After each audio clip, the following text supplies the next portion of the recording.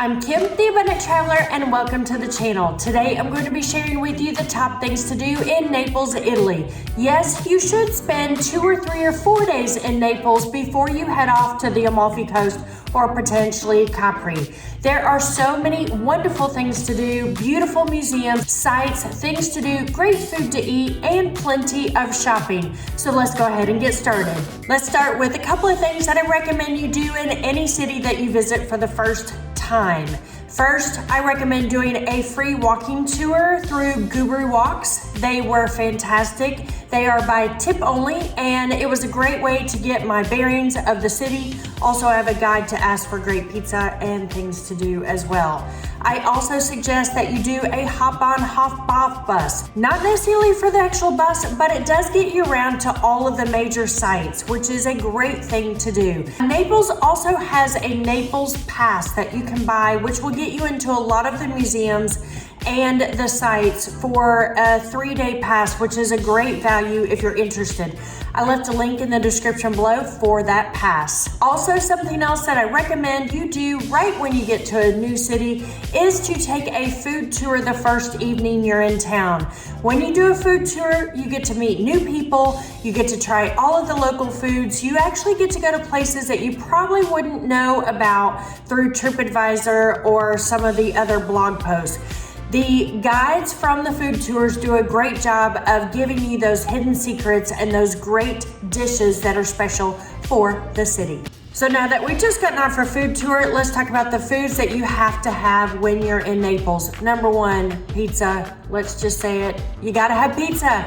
That's what Naples is famous for. Additionally, I recommend having an aperol spritz, at least 1 or 2 every single day. And the final food item or drink item that I'm going to recommend is going to Gambrinus to get a coffee and a pastry. Gambrinus is famous for their espresso or their cafes, and it is a great place to go, maybe have some breakfast, have a pastry, have a delicious coffee, and watch all of Naples go by. It's a really busy corner, and it's a lot of fun to see what's going on. Let's talk about some of the sites that you have to see while you're in Naples. The first is the Cathedral. This is a gorgeous cathedral that is 320 feet long and 150 feet wide. It costs about €2 to get in, and it's open in the mornings and in the afternoons. Make sure to note that it's typically closed for about 4 hours in the middle of the day. Built between 1299 and 1314, the Cathedral of the Assumption of Mary is also called the Duomo. It has beautiful frescoes and is a blend of Gothic, Baroque, and Neo-Gothic styles. This cathedral is also home to a vial of blood of Saint Genarius, which during some festivals they say his blood turns solid? I don't know. Anyway, that's what they say. If you're headed to Naples, make sure to check out my other videos on the city. I have a packing guide, I have a know before you go or travel guide, and I also have a day trips from Naples. So definitely check out all of those videos. And if you're not already, make sure to subscribe to the channel. The next thing that you have to stop by and see while you're in Naples is just a little bit north of the city, and it is the Palazzo di Capodimonte. I hope I said that correctly. It's a hunting lodge of the Bourbons. It's an old palace of theirs. It has a beautiful museum inside, which houses a lot of the Farnese family collection, as well as other antiquities. Also, it's a great place to get out of the hubbub of Naples and go walk through the grounds and the forest that is up there as well. The next stop that you have to make is the Piazza de Plebiscito. I hope I said that one correctly. It houses the Royal Palace on one side and a Church of San Francisco de Paula on the other. What is interesting about this area, until recently, it was a parking lot. Once Naples started getting a lot of cars, they used it as a parking lot. But recently it has been changed over. It's a walking pedestrian area. It's really beautiful, and they actually have lots of concerts in this area. When I was in town, it was set up for a concert, and it was really, really cool. So while you're in the piazza, going to see the Royal Palace is a must. Something to note though, it's closed on Wednesdays. It's only €2 to get in, and it is open all day long. It was the house or the palace of the Bourbon kings of the Two Sicilies, and it started around the year 1600. Of course, it's had renovations since, and it's definitely interesting going to the palace and seeing how the kings and queens of Naples lived. Two more sites that I recommend going to see. One is the Castel Nuovo, or the New Castle, which is right there at the ferry port, or where all the cruise ships come in. It's quite impressive to see this fortress looming in the Bay of Naples. It has 5 towers around it, and it's really, really cool to go see. Definitely go take a selfie in front of it, even if you don't go in. The final item is a must.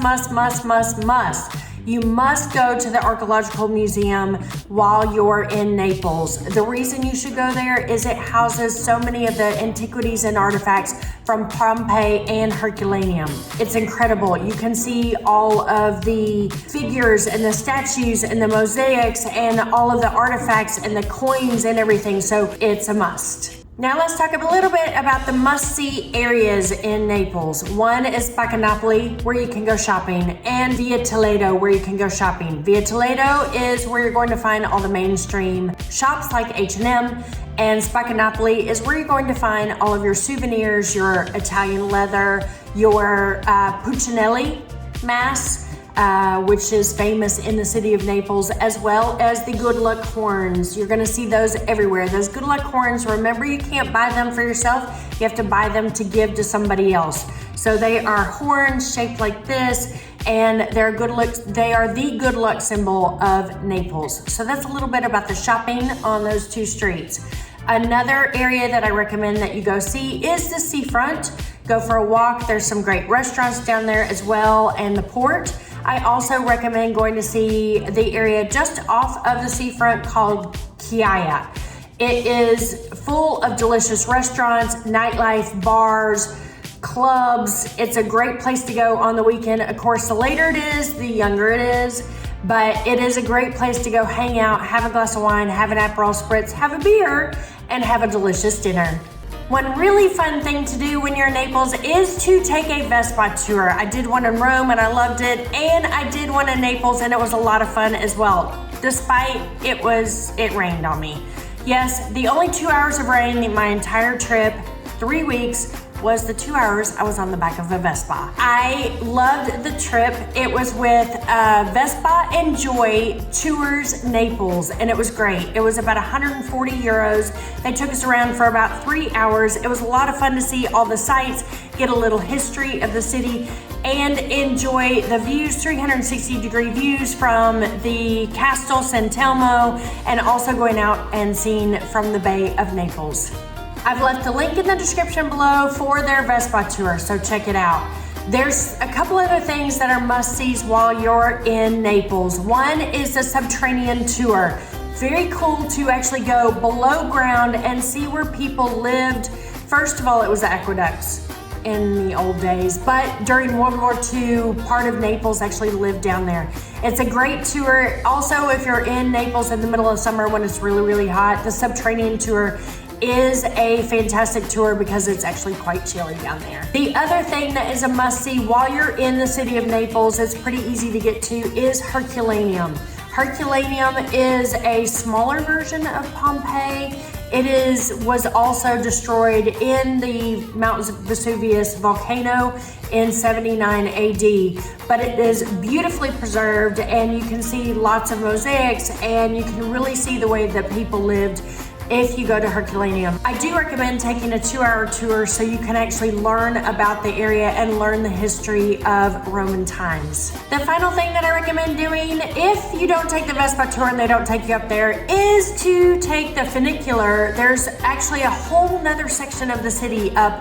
If you take the Funicular, you can walk up to the San Telmo Castle, which is a beautiful 360-degree view of all of Naples. It's a lot of fun to take this little cable car thing up and then go up to San Telmo and check out all the views of the city in the Bay of Naples. So that sums up the top things to do when you're visiting Naples. That's about 25 different things. Please let me know in the comments below if you have a favorite thing to do in Naples. So I am Kim, the Abundant Traveler, and I hope to see you in Southern Italy sometime soon. Take care, everybody. Bye, y'all.